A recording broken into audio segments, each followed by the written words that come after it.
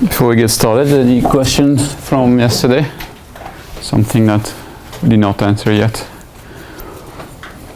Yeah. So yesterday we said that ensure that initially things are correct, kind of. That I don't know the correct words, but that your constraints be kind of fulfilled initially, like with the rotational matrix that are okay, in the periodic problems. Yeah. Yeah. And then because you said that if it was initially correct, and then it would always be correct. Is it a problem that with numerical things that they don't stay correct? All right. So are you talking about the LICQ problem or the numerical drift? What we were talking about when we were solving with the other way of making, instead of making differential equations, to make algebraic equations. Yeah, right. Yeah, in that topic. So you're thinking about, for example, the pendulum that, yeah. So, because you talked about drift and numerical questions. So there are like two aspects, I would say. So when you form DA and do an index reduction, so you have these consistency conditions that must be imposed. And this is the same story for rotation matrix that you impose, that is rotation matrix, then it remains so throughout the dynamics. Now, of course, all these things are true if you process the dynamics exactly, right? So if you integrate numerically, then yes, you have a slow violation of this condition. Like for index-reduced DAEs, the consistency conditions would actually not stay at zero exactly. They would tend to typically grow a bit over time, and same for the rotation matrix.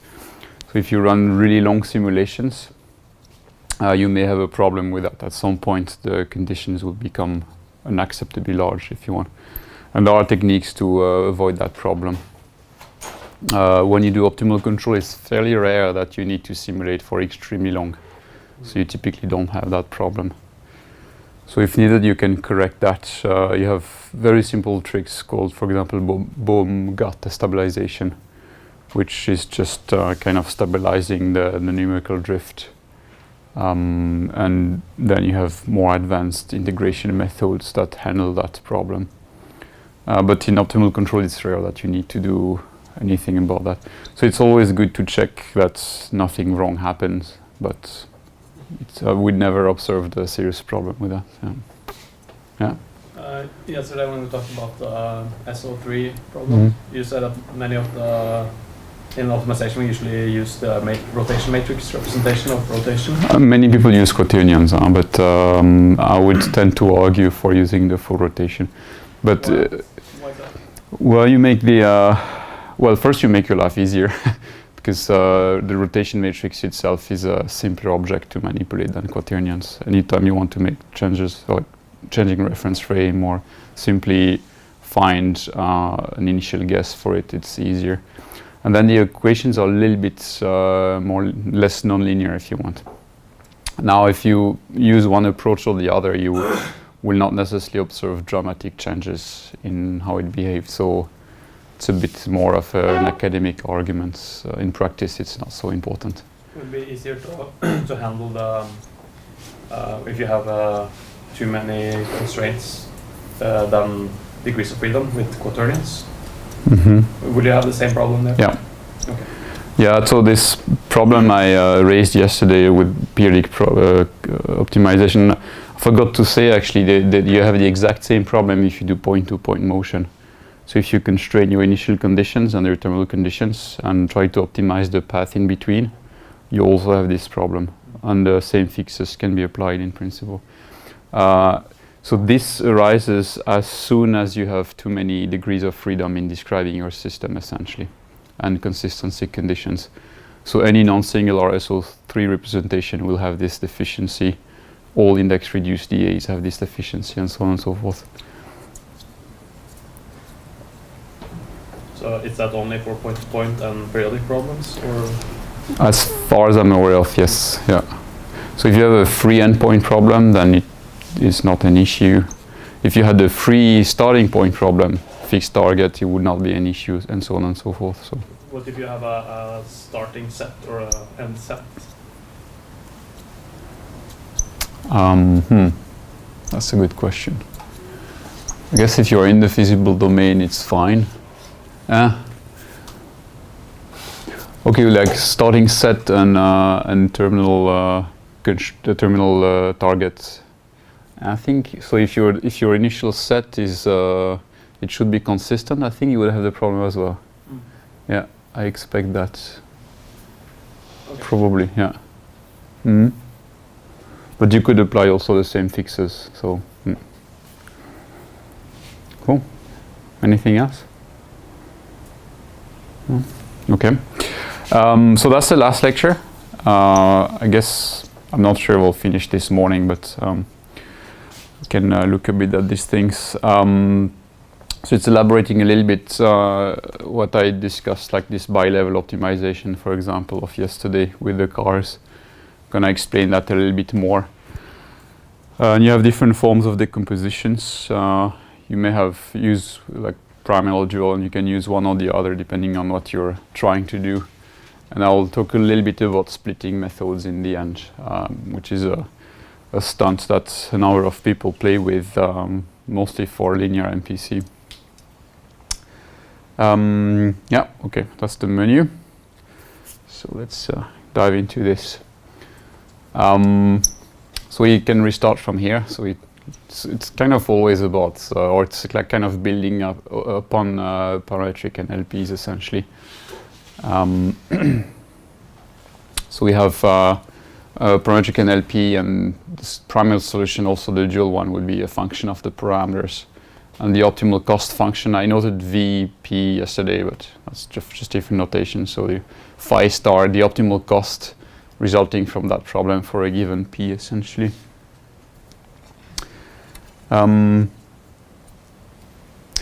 We use parametric principles for a number of things. So I mentioned a bit about the decomposition method yesterday, also just to understand, for example, the price of having some parameters P.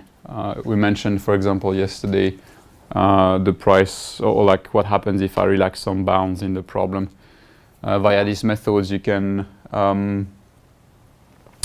calculate easily what is the price of different parameters, bounds, and constraints in your problem by using parametric methods. So you describe these bounds via P, and then differentiate phi star with respect to P. That tells you essentially how much you would gain by relaxing these bounds, for example. So we looked at this principle yesterday. So if you have LICQ SOSC at the solution matching a given parameter P, then the gradient of this cost with respect to the parameters is simply given by the gradient of the Lagrange function. So there's really nothing you have to do to compute that. It's kind of almost given for free. You just evaluate this gradient at the specific point you have calculated. And that's actually interesting. So that's a QP. We looked at this example yesterday. And here I'm gonna move something around. So here the cost function looks like this. It reaches a maximum somewhere and goes down. So that's as a function of the parameter. So when you move your parameter, you'll move along this function. If you look at the gradients, actually, while this guy looks nice and kind of smooth, the gradient actually shows you that it's not smooth at all, actually. So you can expect the Hessian actually to jump around because of this kinks in the gradient. So you have this effect. It's linear on this side, and then it becomes quadratic, actually, when you are inside the feasible domain. And here it becomes linear again. It's a classic behavior. Here is an LP, kind of same story, and it's kind of even worse now. So the cost function is actually kind of piecewise quadratic / linear. And then you have even possibly jumps in the gradient of your phi function. So they are essentially piecewise smooth objects, but not smooth. Okay. So we can use these principles to basically decompose your optimization problems. And I mean, then the sky is the limit. There are lots of things you can do with these principles. So these are more like tools than final methods, I would say. So here is an example of the kind of problems you may want to split. And that's actually the tools we use for the car problem. So you can think of your complete problem as a sum essentially of a bunch of NLPs. So the I is an index over different NLPs. Each of them have their own variables, the xi's, their own cost functions, the phi i's, their own constraints, the gi's, and inequality constraints, hi's.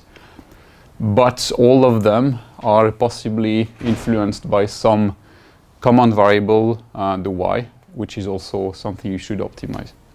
So in the car problem, for example, these sub-problems, phi i, ji, hi, they would be the car dynamics itself and the car cost itself. And the y's would be the entry exit times. That's a common, it's not necessarily a variable that is common to all problems, but that somehow will link the problems together. So the entry exit times, they link the car together because one car has to leave the intersection before the next one enters.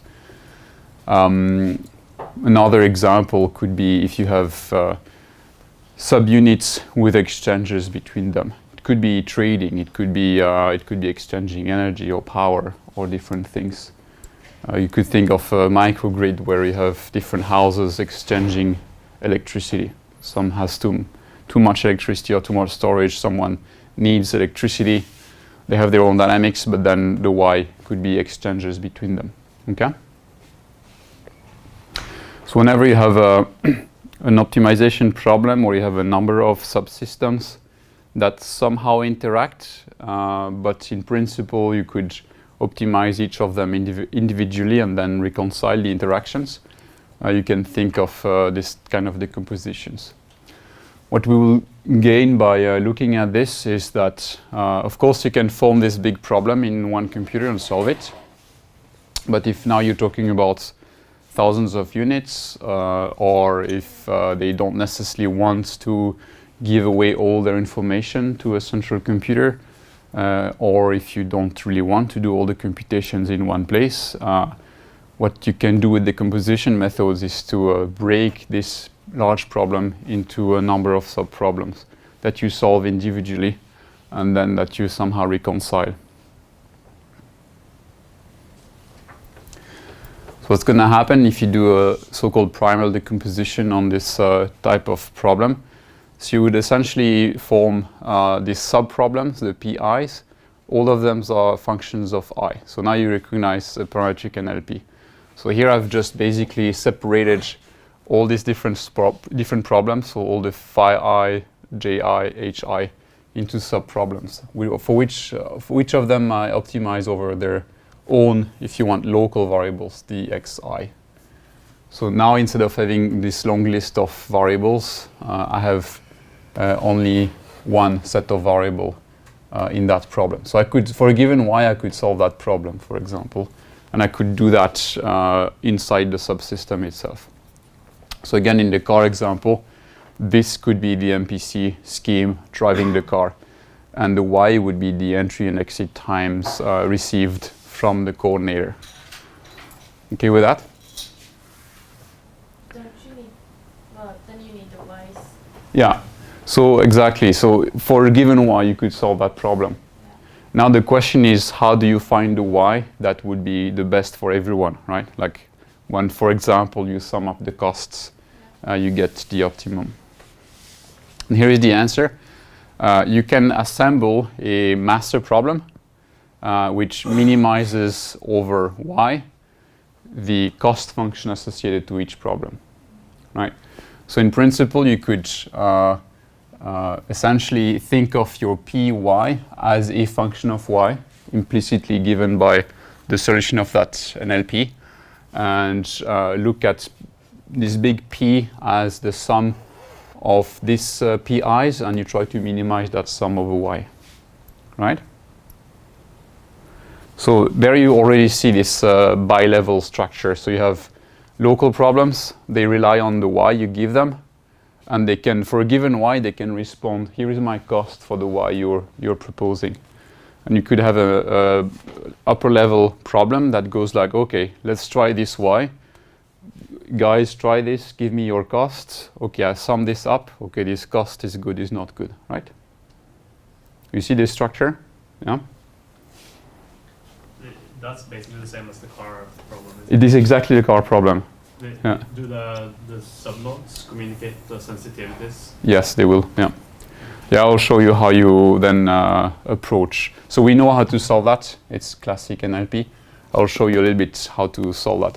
So what's going to happen, of course, you can deploy completely classic optimization techniques on this problem. So for example, do SQP, or even here, if you have simply costs, no constraints, you could do Newton steps, for example, directly. But what you will need in order to do that is the first and second order sensitivities of these guys, right?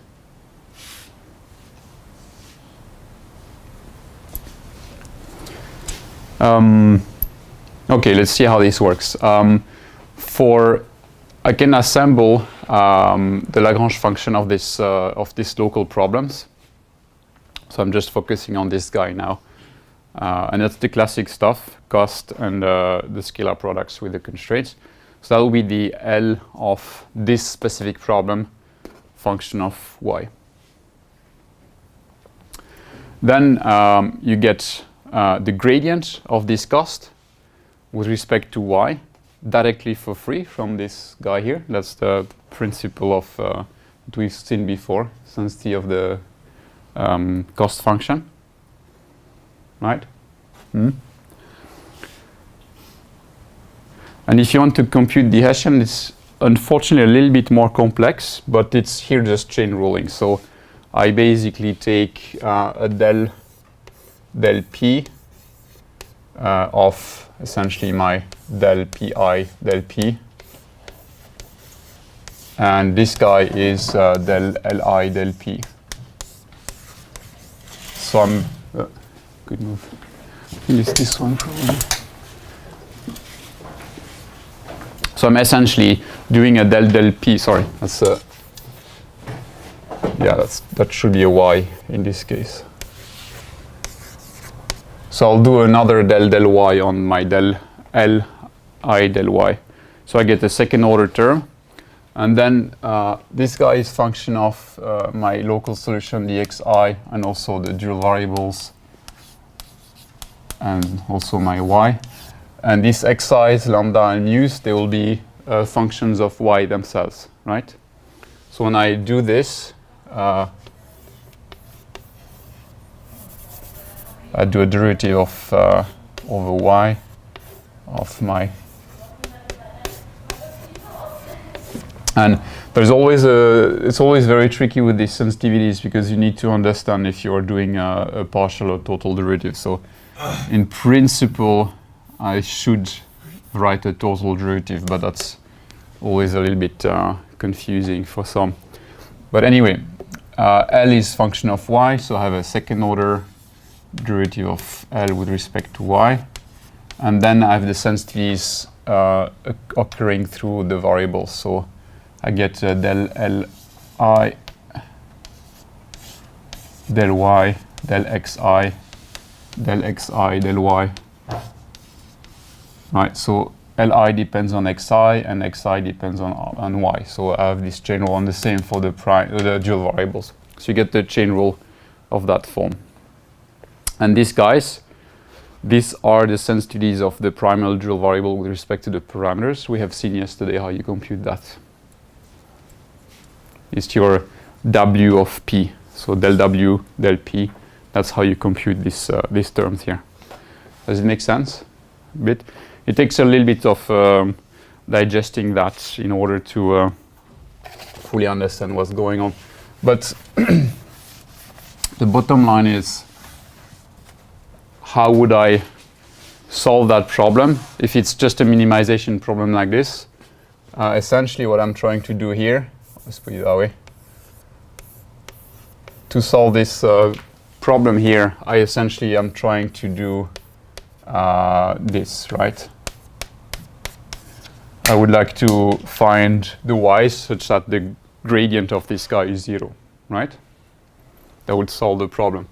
And in order to do that, I essentially can do Newton steps on my problem.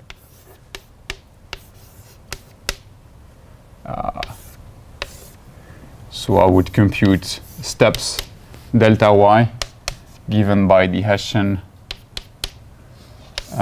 times the gradient. That's the classic stuff we would do if we just have an unconstrained problem. There's a minus here, right? So from these principles, I get the Hessian and the gradient. So that's the Hessian, the gradient. And I can then do Newton steps on this problem, right?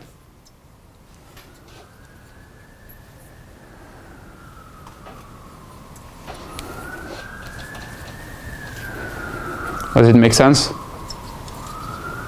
To some extent.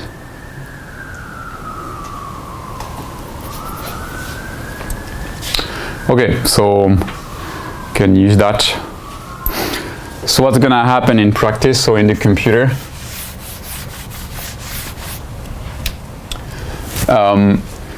So you have this bi-level optimization. So you have this upper problem that solves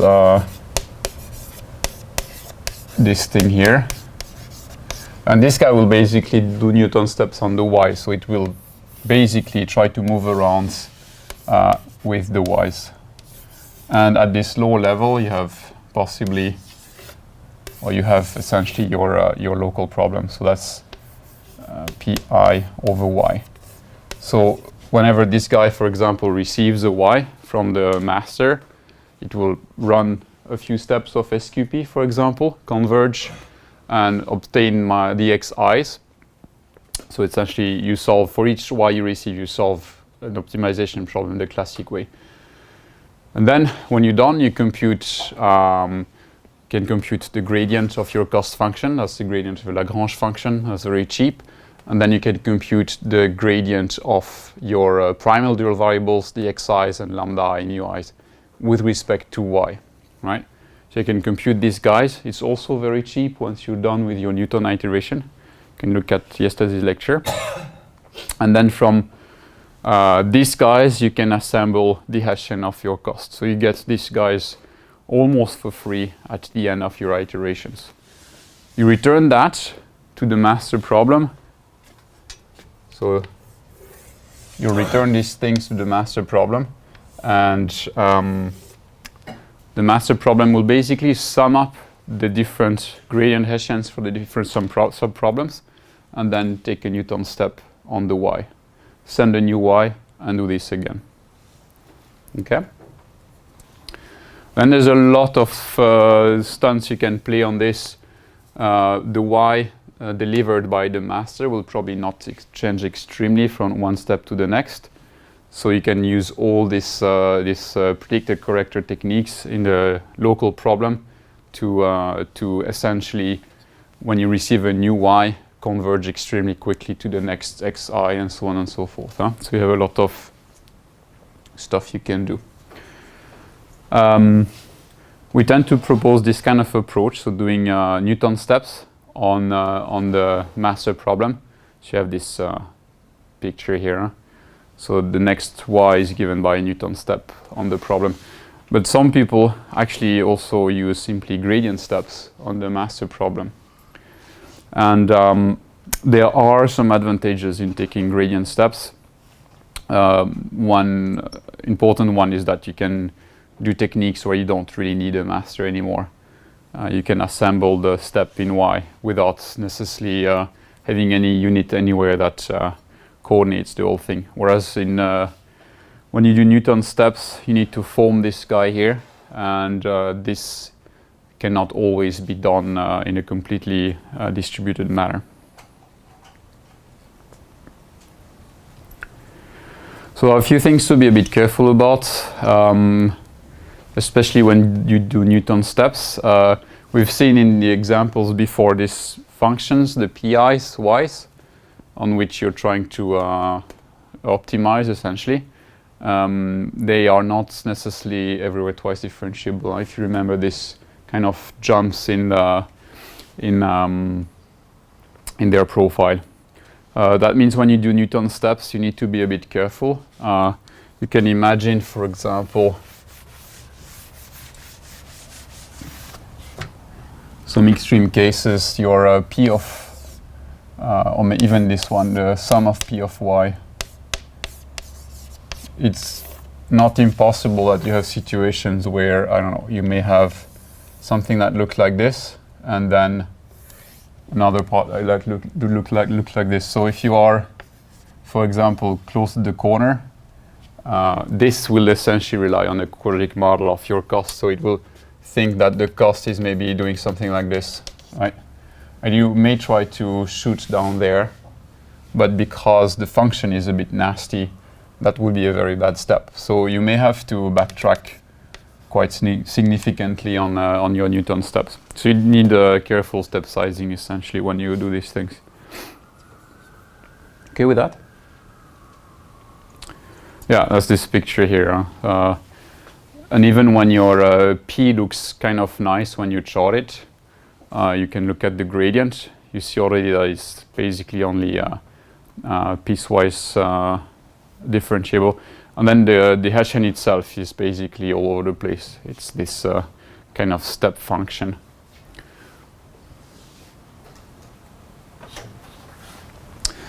Okay, here is an example. Yeah, and I was trying to get a very low dimensional example of splitting. So that's a little bit artificial, but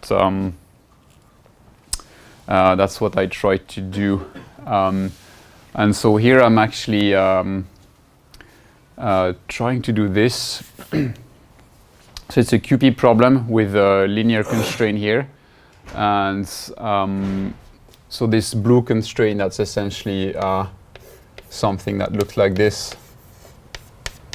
And I did the decomposition, so you can think of maybe a1x1 plus a2x2 plus b equals 0. And what I've done is that I've split the problem in a very stupid way. It's just for illustrating. So normally you would do this. Costs and this thing here. And there is a box constraint as well. Something like this. What I did here, I just split the problem by saying I'm going to have one problem with x1 with essentially phi x1. That will be this way. With its cost and ax1 plus by, sorry, plus a2y plus b.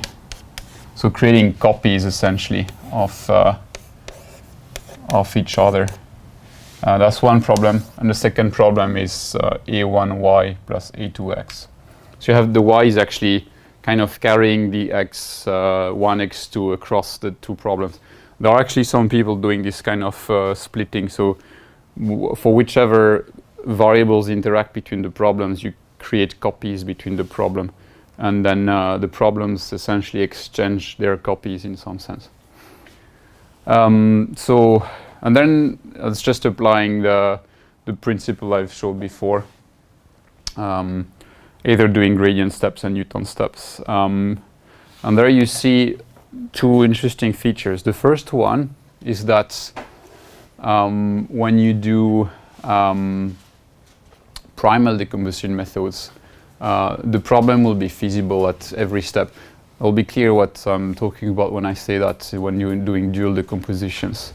But essentially, the problem will navigate on this line all the time. It will not wander out of this constraint. We're starting here, and here I'm using gradient steps on the master problem, and you see how the y variable is converging to some value, and this would be essentially the gradient. That's not the correct label. That's the gradient of this sum of functions here, which is going down linearly as always with the first order method. So you're basically moving along this line and hitting this point here. That's the solution. So the minimum is here, and you want to be on this line at the lowest possible level and inside the box. If you do second order steps, so Newton steps on the master, then you get to the solution in one iteration, right? So should you imagine that each of these points here, right, they require communication between the sub-problems and the master. They have to exchange sensitivities and new y's, and it requires resolving the NLP. So that takes a lot of communication and iterations. So if you go second order, you pay a price at some levels, but you also tend to reduce the amount of communication you need. In one step here, you essentially get the correct y. Okay with that? Yeah, so I can use these principles to detail a little bit how we set up the car problem. So I already explained that a little bit, but can describe a bit more. So first, this is for a given ordering, so you need still to solve that question. What is the right ordering? I would say expensive way would be to do a branch and bounding over the problem. So you could say, let's try an ordering, solve the problem, and then branch and bound over that. But that's of course expensive. And what we observed that there are heuristics to pick the ordering close to optimality without doing too much computations. But anyway, so these y's, in some sense, the coordinating variables, they are the in and out time of each car. So J is the car index. So it's basically saying when is the hood of the car entering and when is the back of the car leaving the intersection. The master problem then is about minimizing over all these times the cost for each car, call it phi j here, and that's really the cost coming from the MPC scheme of each car. So you want to minimize this sum. Could be, for example, fuel consumption. But now the problem does not stop here. You also have constraints on these times. One obvious constraint is that the in time of the succeeding car must be greater than the out time of the preceding car, right? So you have this car must leave before the next one enters. And you also need this entry and exit times to be feasible for the car. So you cannot assign entry exit time that is not feasible for the car. So you also need to carry this feasible set for the cars. So basically the master problem will take SQP steps on this problem based on the cost function given by the cars and also based on their feasible sets. In this context, the cars will also return I would say QP-like approximation of their feasible sets. This guides the master problem towards giving feasible times. And in the cars, you have actually a linear MPC scheme, or yeah, it's linear MPC. In the experiments, that was the case. In more recent publications, we actually used complete engine maps and so on, so more complex costs and dynamics. But it could look like this. They have their own initial conditions, that state observer, the dynamics, some constraints on acceleration, speed, and so on. And then you have constraints assigning the exit and entry time of the cars. And it turns out that in this specific case, you can write these constraints as affine constraints. So that's not deconvexifying the problem, but that's a very specific case. Okay with that? Apart from that, it's basically just applying these primal decomposition principles.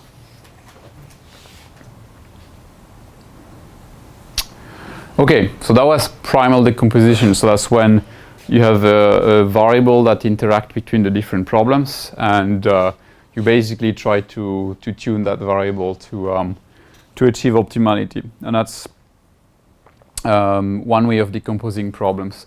Now there is another way of decomposing problems called dual decomposition. I don't know if you heard about this. No? All right. It's a little bit more around the corner. It's less obvious why it works, probably, but it gives different properties, which in some cases is advantageous, in some cases not. So here's what you can do. So you can build something we could call the partial Lagrange function. So I'm basically putting the cost and the lambda should have a transpose here. Lambda times the constraint. So the equality constraints, I would in some ways put them in that function, but not the inequality constraints. And then you can define the so-called dual function, which would be made of minimizing over the primal variables, the x's, this Lagrange function, and I keep in here my inequality constraints. So now I have this problem where I will have removed this guy and then the dual function here. And lambda is a parameter in that context, so it's basically it will in the end be the dual variables associated to the equality constraints. And I put here a minus just to make certain things easier. Now there is an interesting result, which is if you have strong duality on this problem, that would be the case, for example, if you have any convex problem. Then you can compute the solution of this problem by solving the dual problem instead. So instead of finding x that solves this, you try to find lambda that minimizes the dual function. So you can think of this guy as a parametric NLP parameterized by lambda, and you try to minimize this function over lambda. And then once you've managed to do that, minimize or find a lambda that minimizes this dual function, the x that lives inside is actually the solution to that problem. Maybe I can make two remarks here. One way of understanding that, hopefully, is to remember that if you think of the Lagrange function of your complete problem, this one, so when you add also the mu transpose inequality constraints. If you remember, we looked at this very briefly in the TK8115 chapter. The solution of your problem is a minimum of that function over the primal variable and the maximum over the dual variable. It's a saddle point. I don't know if you remember that. So you, in your Lagrange function, you would have the x, the lambdas, the full function, and at your solution, it's made of x star lambda star. You would have a minimum along that axis and a maximum along that axis. And this is in some sense what's going on here. I do min of minus min of that. It's actually seeking the max over this Lagrange function over lambda. That's why it works. We have this story about the strong duality, which kind of restrict you to use these techniques only for convex problems. In practice, it's actually not that crucial. A lot of people apply these things on non-convex problems. And the price you pay for that is not that everything is lost, but that things work locally. And that's true for convex problems all the time. So you need some very basic properties for the principle to work. And then when you solve this problem, the solution you get, is going to be local. Okay. Maybe, last interpretation. When we write the KKD conditions, so it's stationary of the Lagrange function with respect to x, and g equals 0 and h less or equals 0. And forget the inequality constraints for a second. I never mentioned that, but if you take the gradient of your Lagrange function with respect to lambda, what you get is g, right? Because the g enters in here as a scalar product with lambda. So when we write this g equals 0, it's a simple way of writing things, but you can also say that what you're looking for is a solution that also makes the gradient of L with respect to lambda stationary. That's your maximum in the lambda function. So that's the minimum and that's the maximum, but they are both given by cancelling the gradient. So when you would try to minimize the dual function over lambda, in some ways you're trying to impose this. Hopefully that can give you a little bit of explanations of why this works. Okay. So we can look a bit closer. So this dual function, we want to minimize it. So we can look a little bit closer at what it looks like.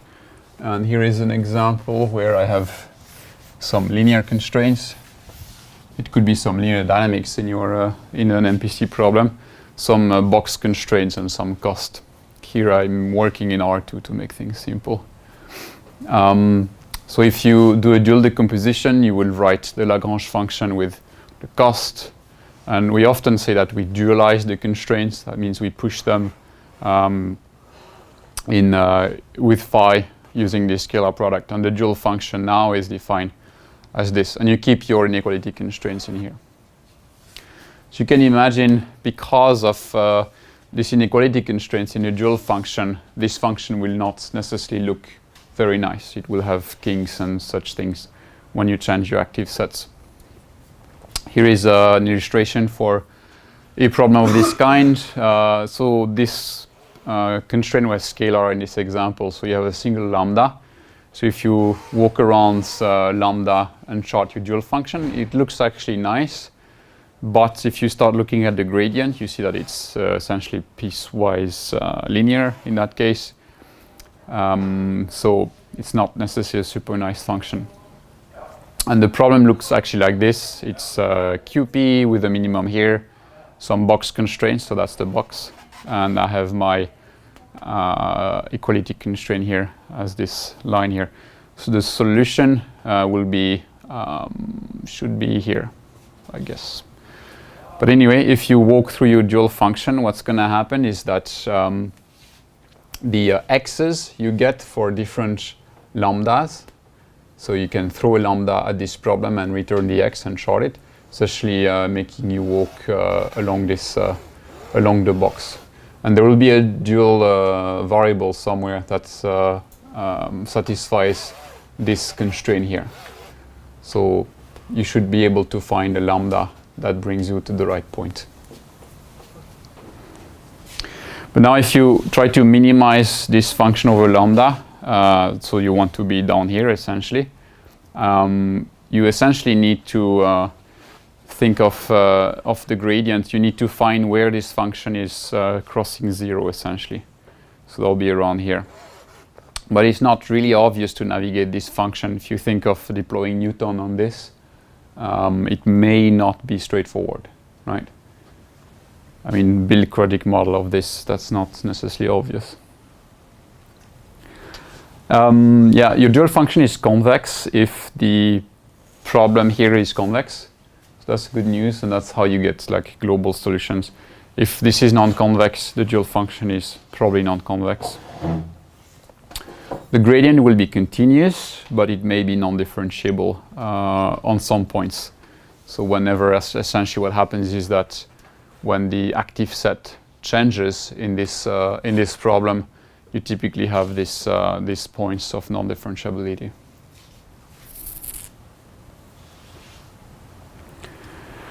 There's one slightly annoying thing. The Hessian of this dual function can actually lose rank. And that happens when you actually end up with an LICQ problem between the dualized constraints, so these guys, and the constraints that you still keep inside the dual function. So it's not really obvious to see, but maybe you can remember that the Hessian can lose rank. in this simple example, the Hessian losing rank is when the gradient is flat. It's a single, it's a scalar problem. So whenever this guy is 0, that means on these 2 red parts you have lost the Hessian essentially.